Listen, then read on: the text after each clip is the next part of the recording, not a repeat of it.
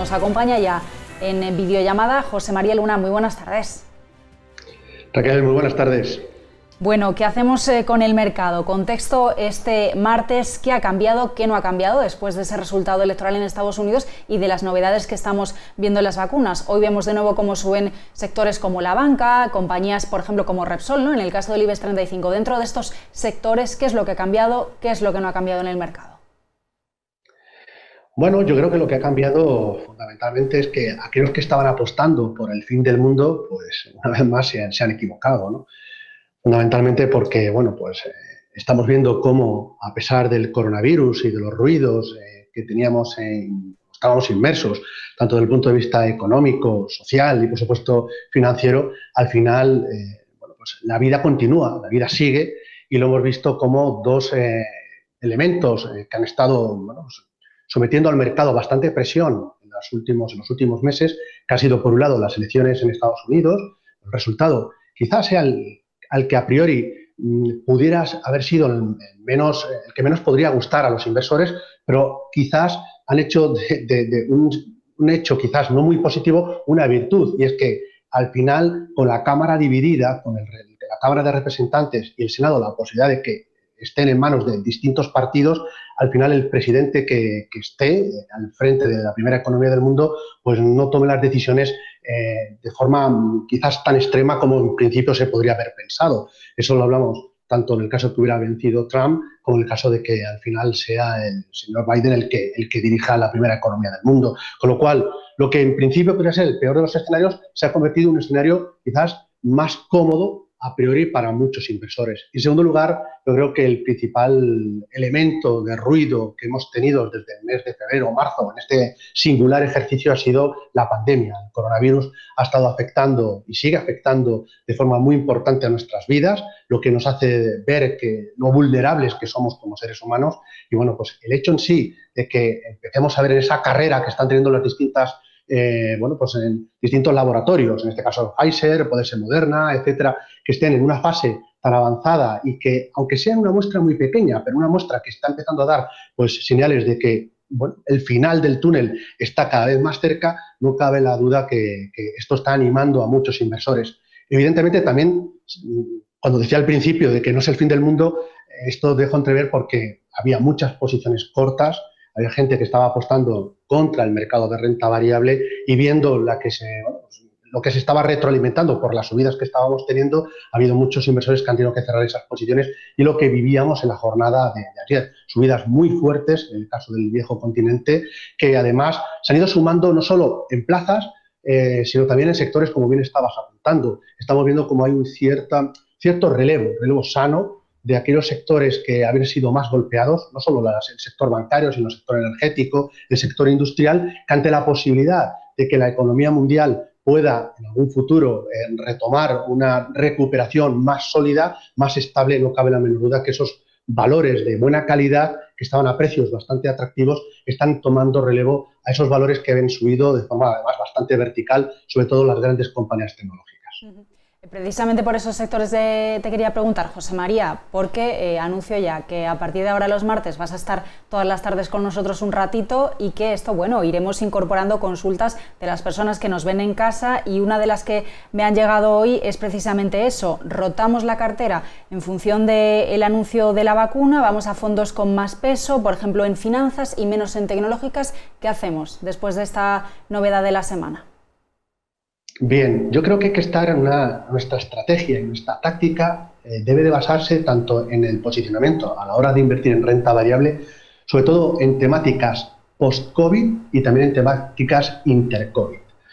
Las temáticas inter-COVID, es decir, mientras dure la pandemia, lo que se está produciendo en estos instantes es un proceso de una triple transición. Una transición que no hay vuelta atrás. Con lo cual, esa transición es, por un lado, la transición digital, en segundo lugar, la transición medioambiental y la tercera, la transición demográfica o de salud. No hay vuelta atrás, como digo. El coronavirus lo que está provocando es una aceleración de esa triple transición. Evidentemente, mientras dura la pandemia, es cierto que hay compañías, hay sectores, hay estilos de gestión que han estado funcionando muy bien. Hemos visto una recuperación bursátil en forma de K. hasta, bueno, pues hasta hace muy poco tiempo. Entonces veíamos una serie de sectores precisamente en esas triple palanca que estaban aprovechando precisamente esa evolución junto con la evolución de China o los mercados asiáticos que mejor estaban funcionando precisamente por la contención del coronavirus. En paralelo, estamos viendo otras temáticas, otros sectores que se están quedando muy por detrás. Bueno, pues con la novedad, en este caso, de la posibilidad de tener un tratamiento o una vacuna, o a lo mejor tres, que pueden funcionar, no cabe la menor duda que hay una serie de sectores que se han ido animando. Yo creo que la clave aquí es triple: comprar calidad, comprar supervivencia y comprar, sin duda alguna, visión de presente y de futuro. Y aquí hay muchos inversores, muchos analistas que daban por muerto al estilo de gestión value. Nosotros no. Nosotros creemos que no se debe dar por muerto absolutamente a nadie, y mucho menos a determinados estilos de gestión. Yo creo que es momento, si no derrotar totalmente nuestra cartera, sí al menos tenerlos muy presentes. La banca es cierto que no es uno de los sectores en los cuales más nos sintamos cómodos. Si nos sentimos cómodos a la hora de invertir en renta fija, sobre todo en deuda senior o en deuda subordinada, sobre todo por la solvencia del sistema financiero europeo y también, por supuesto, norteamericano, quizás en el caso europeo es donde vemos menos rentable. Es verdad que estamos viendo un alza importante en el sector bancario en las últimas sesiones, pero a la hora de invertir en estilo value, en esos sectores que se han ido quedando por detrás, nosotros nos sentimos mucho más cómodos con el sector industrial, con los metales industriales, con infraestructuras, por ejemplo, también en el sector del lujo, puesto que, bueno, pues creemos que en el momento que se encuentre una vacuna, el ser humano lo que más va a tener ganas es de volver a vivir, volver a retomar una normalidad. Yo no sé si la vieja o la nueva, pero una normalidad. Y en ese sentido, yo lo que sí que les diría es que si hace semanas decíamos a muchos de nuestros clientes: poned, por favor, un fondo verde en vuestra cartera, sea en forma de fondos de bolsa o en mixtos o en fondos de bonos, ahora lo que diría es: poned, por favor, un fondo en el sector industrial, algo que esté apostando precisamente la vieja economía, la economía analógica, puesto que ahí podemos encontrar buenos nombres de calidad y a precios bastante interesantes, tanto la parte norteamericana como, por supuesto, la parte europea. Segunda persona ya que nos dice esta tarde que nos recomienda poner el foco en ese sector industrial. Bueno, pues con estas recomendaciones que nos estás dando, estos sectores a los que apuntas, José María, recomiéndanos fondos, danos algunos nombres. ¿Algún nombre? Pues mirad, os voy a dar un par de ideas. Un fondo de grandes compañías, con un peso importante en Estados Unidos, pero también en Europa. Podría ser un fondo de la gestora Fidelity, una de las gestoras más grandes del mundo. En este caso, el Fidelity Industrials es un producto que precisamente invierte en esos sectores, en esas compañías que muchas de ellas se han quedado por detrás. Alguien podría mirar el fondo y decir: bueno, este fondo en el año lleva una rentabilidad negativa. Es un reflejo de la situación que hemos estado viviendo, el parón por decreto que hemos estado viendo a nivel de la actividad económica. No se fijen en la rentabilidad que lleva en el año, sino fíjense en la que lleva los últimos meses, sobre todo los últimos días. Comprobarán que esa rotación le viene bien a este producto. Y aquellos que estén interesados en tener también algún producto de pequeñas y medianas compañías en cartera, fíjense en un fondo de una casa como es Columbia Threadneedle, una gestora británica. En este caso, el Global Smaller Company es un producto que también tiene mucho peso en el sector industrial, pero aquí más centrado en empresas de pequeña y mediana capitalización. De nuevo, son empresas que se van a beneficiar no solo de esa posible reapertura de la actividad económica, aunque todavía, hay que decirlo, nos queda un duro camino aún que andar, a pesar de las últimas noticias procedentes de las farmacéuticas.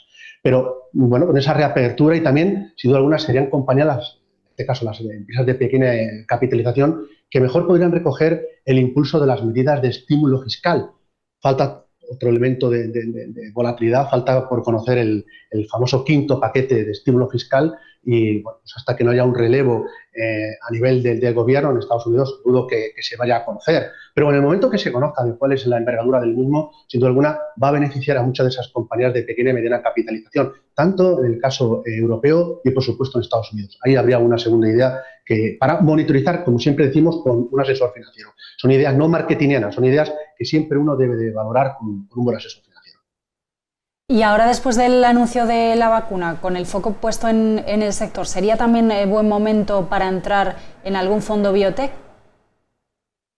Yo creo que sí, lo que decíamos anteriormente. Yo creo que hay tendencias más allá de la situación actual, ¿no?